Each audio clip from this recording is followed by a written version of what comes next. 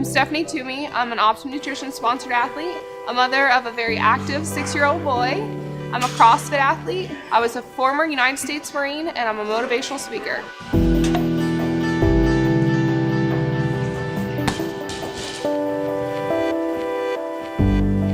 I've been in sports my whole life. I became a sponsored softball player. I played travel ball, and I started traveling all over the state of Florida, which is really good because I had a really big passion for sports. But my mother was diagnosed with brain cancer. She couldn't bring me to practice, but my coaches would come and pick me up, made sure that I made it to practice. So I really believe that athleticism was my gift. In high school, I went to a really big school in Jacksonville, Florida. We were a 6-day school, over 4,000 students, and I was in hopes to make a Division I softball team. Going into my senior year, my mother had another brain surgery, another tumor, and it got put in inpatient therapy. My father, who was never around, came home and ended up emancipating me and left all those scholarship offers behind. So after I graduated high school, I ended up enlisting in the United States Marine Corps and didn't play any sports, wasn't active other than my training for the Marine Corps. I wanted to really challenge myself physically with weight training. So I went out before deployment and bought Arnold's Encyclopedia of Modern Bodybuilding. And I had all my sea bags, my pack, my rifle slung, and we're manifesting onto the airplane, and I had Arnold's Encyclopedia in hand. Every single day was training weights. I would just read. I had no really clue how to train or isolate body parts or groups, and we were very limited on equipment. So I demanded that they brought me a barbell and some weights. So I had 45s, 25s, and a barbell. And I just became very creative with doing reverse hyperextensions off of front of a Humvee, or I did a lot of pull-ups, anything with the barbell. That's how I trained. I came back pretty strong from that. When I was 21 years old, I got a phone call that my mother was having, that hospice came in, was taken over with her care. And I went to see her, and she sat me down and told me that she was going to die. And I had dealt with her being sick my whole life. 3 months later, I showed up, and she was in our living room, and I told her that it was okay, and she died in my arms. Fast forward a year after that, I found out that I was pregnant. So I took the news when the doctor told me that I was pregnant, and I felt my life was over. I didn't tell anybody and continued to do all my duties as a Marine.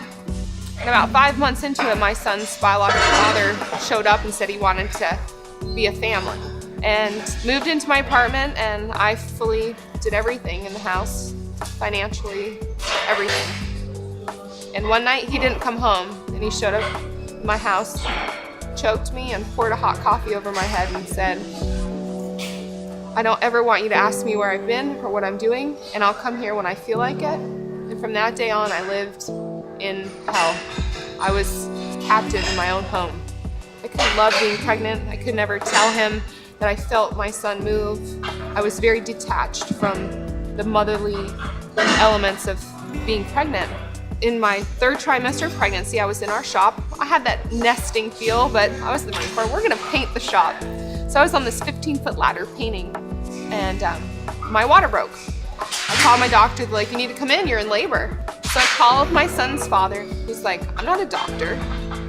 Go to the hospital then." So I drove myself to the hospital. I didn't really have anybody to tell. I ended up giving birth alone. He never came.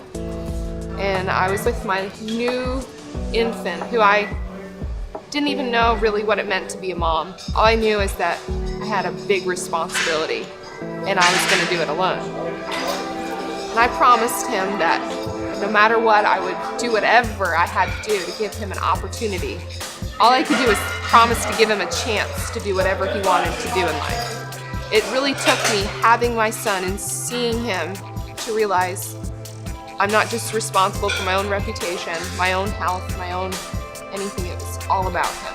He's such a great little boy. He's active. He goes with me everywhere. He trains with me at the gym. We've been doing it, just he and I, and trying to make it happen. And I don't want people to see my pictures or see me stage perfect or whatever and think, "Oh, I could never do that." because I'm going through this in my life. Everybody has a story. Everybody. Life's hard. So if I can be an inspirational voice or tool for them to be better, then I want to use that. I don't want it to go unnoticed. I competed in figure 3 years ago, and ever since then I've just been really training a lot, heavy weights, and my quads are overdeveloped, I'm just bigger, and I like to train that way. So I wanted something that would really embody how I train, and that was real. I didn't like being restricted when I trained as like a figure athlete in bodybuilding, where you did sets and reps for an aesthetic purpose. I wanted performance. I've recently, within the last 3 months, transitioned completely into CrossFit, which if you talked to me 4 months ago, you would have thought it would never happen. Now I don't go anywhere without my nanos, my Olympic lifting shoes, a lacrosse ball, my straps. Once I finally looked into what CrossFit really is, I had to do it. I walked into Blackfin CrossFit in Jacksonville, Florida, and I walked up to the owner and I said, I want to do CrossFit. I want to compete in CrossFit. And he's like, well, how long have you been doing CrossFit? He's like, you look like you've been doing CrossFit. And I was like, never done CrossFit, but I want to compete in CrossFit. And he's like, okay, let's see what you got. And 70 pounds, I couldn't snatch. I looked like a 4-year-old trying to do something. I was humbled quickly with, I thought I was strong until I tried to do CrossFit. So my training now is a program training where I do several workouts through the day. I go in really early in the morning. About 3 to 4 days a week, I do a long row. I'll row anywhere from 2K to 10,000 meters. I do a lot of running. Those are my forms of cardio. I'll do long runs, anywhere from 6, 8, 12-mile runs. I do a lot of skill training. I'm really trying to learn the Olympic lifts. In one lift, you can do it from several different positions, so just trying to master those from every point. All the squats, all the big lifts, I do that separate from, then I WOD. I'll do several different WODs. I try to get programmed in something I'm very weak at in the middle of a WOD to highlight it. CrossFit's great, for me, in my personal opinion, it was great to show my strengths, but it definitely highlights all my weakness. I think the constant challenge of CrossFit's made me really just love it. Every day I want to lift heavier, move faster, jump higher, more pull-ups. There's never like, I've made it in CrossFit. I think no matter where you're at in CrossFit, you can always be better, and you always want to be better. You're competing against the clock, you're competing against yourself primarily, and you're competing against everybody else. CrossFit changed my life. It gave me a competitive aspect that I wanted again. It gave me that sense of camaraderie with the other CrossFitters. Anywhere you go, you see CrossFitters, or the box that you train at, and it also gave me new goals. Every day I have a new goal. In my opinion, fitness is strength, flexibility, endurance, all those things, not just a picture that says I'm fit, because you might not be. I want someone to say, put that 400 pounds and pick it up, or 300 pounds on your back and stand up with it. That to me is beautiful, and it's strong, and nobody else can tell me that. I only eat to either fuel or refuel for my workouts. I don't say 6 times today I'm gonna eat. I plan what I'm gonna eat off of how I trained. So if I'm not training that day, of course I still eat, but it's just very limited, or probably something smaller scale than what I would eat if I wasn't training. Also, I believe in that 80-20 rule. 80% of the time you need to eat for functional purposes of refuel or for hunger, and then 20% of the time nutrition is a social thing. You go out to dinner with friends and there's something extra yummy and you want to try it like 20% of the time, unless you're really like dialing in to compete in something. So my son, I let him, every time we go to the grocery store, he knows he gets to pick his one treat.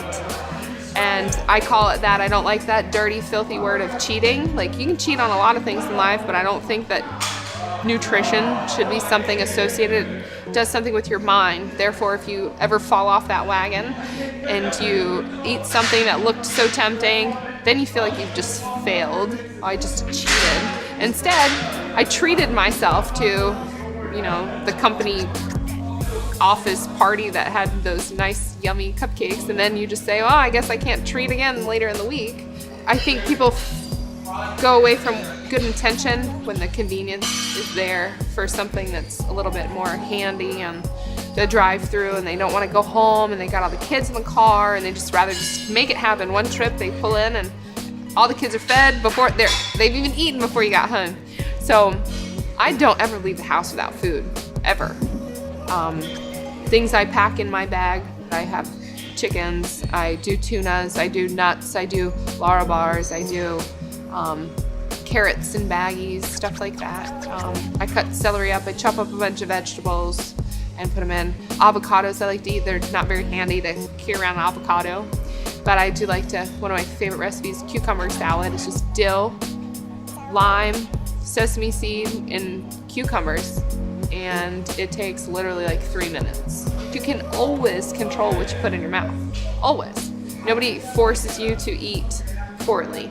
So if that's one thing that you control when you have all these other uncontrollable elements in life, you should take the time to, 80% of the time, to eat the right things.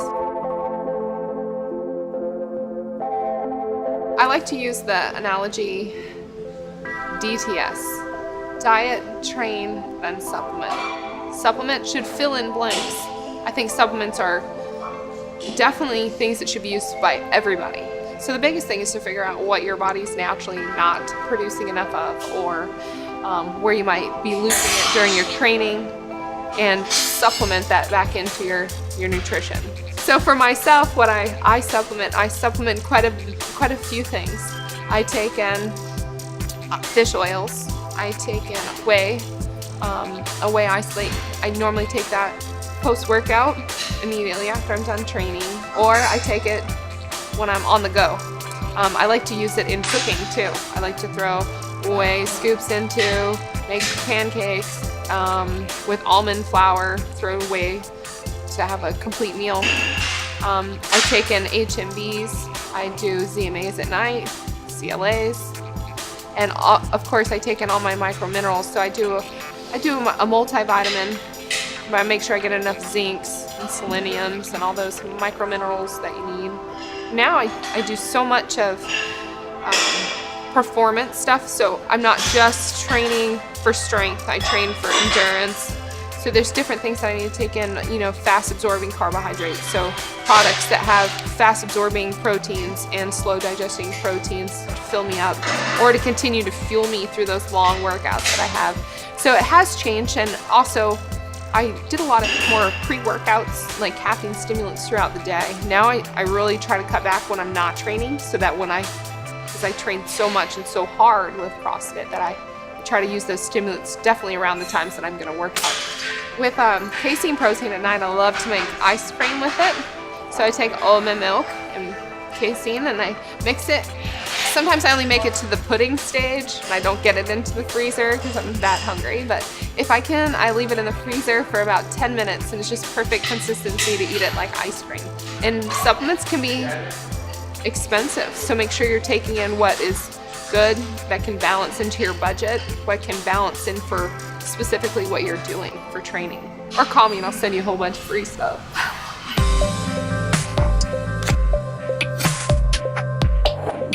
I never want anybody to look at my story and ever feel sorry for me. I don't see myself as this incredible person or somebody that has even done anything extraordinary. I just feel that I am a normal, very normal person that has challenges that I've been through and challenges that are still unseen to me now, just like we all have. When I was in the Marine Corps, I sat in this class and there was this crusty first sergeant, and he sat up there and told us, motivation, the worst word I've ever heard. It's like a shot. You take it, everybody's happy, runs around, and then after it's wore off, you're either worse than you ever were or you have this really bad hangover from it. And I was like, this guy just likes to run his mouth. Like, that doesn't make any sense. Then he came back with it and he said, instead, look for something that inspires you. Because being inspirational, that can last a lifetime. It could be listening to someone talk for 5 minutes and be like, they did that, I can do it too. So I try to find things that I'm inspired by, and I try to, you know, set an example of things that are inspirational and achievable. I'm definitely achievable, and I'm not something to think that is anything beyond that. So just take your goals. If you've got to write them down and stick them places that you see them, and remind yourself often of why you're doing what you're doing, and always stay true to that. I'm Stephanie Toomey, and if you want to contact me further or follow me, you can follow me on Bodyspace. My Bodyspace name is ST14Supergirl, or Twitter, Stephanie_Toomey, or you can find me on TrueStrength.com, on the Opt to Nutrition True Strength website, or you can follow my personal blog site, which is just StephanieToomey.com. And for more videos and content like this, come back to Bodybuilding.com.